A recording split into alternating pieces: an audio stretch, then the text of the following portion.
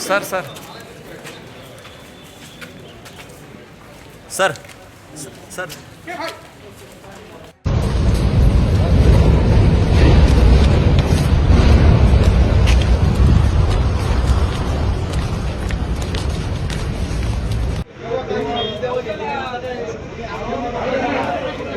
एवढं नडू नका बघू. TCS प्रकरण जो आज संपूर्ण महाराष्ट्रात चर्चेचा विषय आहे, त्या प्रकरणात आज आम्ही दानिश एजाज शेख याच्या वतीने उपस्थित झालो. तो आज सरकारी वकील, फिर्यादीचे वकील, मेहरबान न्यायालय व आम्ही सर्वांनी संयुक्त विद्यमानाने आज संयुक्तिक व सविस्तर युक्तिवाद करण्याचा आज विचार केला. तो आज मेहरबान न्यायालयाने आमचा युक्तिवाद ऐकला. आम्ही दानिशच्या वतीने युक्तिवाद केला व या प्रकरणामध्ये माझी निवड करण्यात आली होती. काय झालं कोर्टात, तुम्ही काय म्हणता? कोर्टामध्ये अनेक मुद्दे उपस्थित केले. सगळ्यात प्रथम म्हणजे सदरचा गुन्हा हा 26 मार्च 2026 रोजी 1:01 घडला आणि आरोपी क्रमांक 1 म्हणजे दानिश एजाज शेख यास पोलिसांनी 26 मार्च 2026 रोजी 3:55 अटक केली व त्याला 5 दिवसाची PC मिळाली. त्यानंतर मेहरबान न्यायालयासमोर जेव्हा पोलिसांनी अजून 7 दिवसांची PC मागितली तेव्हा न्यायालयाने दानिशच्या वकिलांचं युक्तिवाद ऐकतात त्यांना MCRमध्ये पाठवलं व त्यांचा पहिला बेल ॲप्लिकेशन नंबर 164/2026 आम्ही दाखल केला होता. त्याच्यामध्ये आम्ही अनेक मुद्दे उपस्थित केले, जसे की जेव्हा मेहरबान न्यायालयाने सांगितलं आहे की याच्याकडनं कुठल्याही प्रकारची रिकव्हरी व डिस्कव्हरी करणे बाकी नाही, कुठल्याही प्रकारची फिजिकल कस्टडीची गरज नाही, असं आम्हीच कोर्टाच्या निदर्शनास आणून दिलं.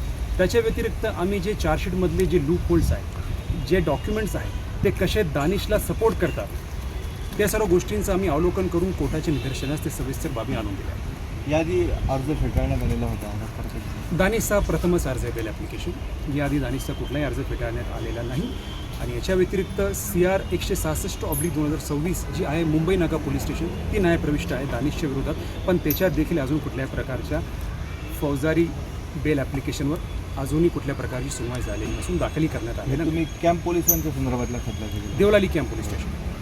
नाव काय आपलं? ॲडव्होकेट फैज वासिफ. वकील देखील देण्यात आलेले आहेत. TCS प्रकरण जो नासिक के अंदर हुआ है उसमें कई लोग आरोपी हैं और TCS प्रकरण को एक धार्मिक रूप देने का जातिवादी संगठनों के माध्यम से किया गया. TCS कंपनी के अंदर ये संयुक्त सब काम करते थे, सब जॉब पर थे. इनका एक दूसरे की दोस्ती थी, लेकिन उसको ऐसा रूप दिया गया जातिवादी नाम देकर, लॉ जिहाद नाम देकर, इस तरीके का एक वातावरण निर्मित की गई. मुझे यहाँ पर आने की कोई आवश्यकता नहीं थी. ये परिवार जो दानिश शेख का है, इसको भीति थी, इसके लिए ये मालेगांव आए और हमने फिर एडवोकेट फैज साहब को इसके अंदर खड़ा किया आज. और मैं इस्लाम पक्ष का फाउंडर हूँ, प्रमुख हूँ, इस नाते से आज मैं खुद कोर्ट के अंदर यहाँ आया था एडवोकेट साहब के साथ में, और वकील साहब ने आज बहस की बेल एप्लीकेशन में. और ये देश को जिस तरफ ले जाने की कोशिश की जा रही है, प्रयत्न किया जा रहा है कि दो समाज को लड़ाकर अपना राजनीति सीधी करने का ये प्रकरण के अंदर सामने आया है. इसके लिए आज हमको खड़े रहना पड़ा. इससे पहले MIM ने भी इस मामले में की थी. उसके जो कॉर्पोरेटर हुए, थोड़ा इधर हो जाइए. मेरा घर लीगल है मेरा घर लीगल है, और अगर वहाँ पर भी अगर वो बिल्डोजर लाएंगे तो उसके बाद भी इन परिवार के साथ में खड़ा रहूँगा. ऐसा क्यों होता है? एक के बाद एक पार्टी इसमें इन्वॉल्व हो रही है. नहीं, कारण ऐसा है कि अगर किसी के साथ अत्याचार होगा, उसको दबाने की कोशिश की जाएगी सरकार के माध्यम से, SIT स्थापना कर दी जाएगी, उसको जातिवाद का रंग दिया जाएगा, तो ये परिवार के लिए आवाज़ कौन उठाएगा? तो हम राजकीय लोग हैं, समाज कारण करते हैं, तो ये हमारे पास आए. हमारा कर्तव्य है कि अगर राजनीति में है, समाज कारण में, तो इनका मदद करना चाहिए, मदद करने आए.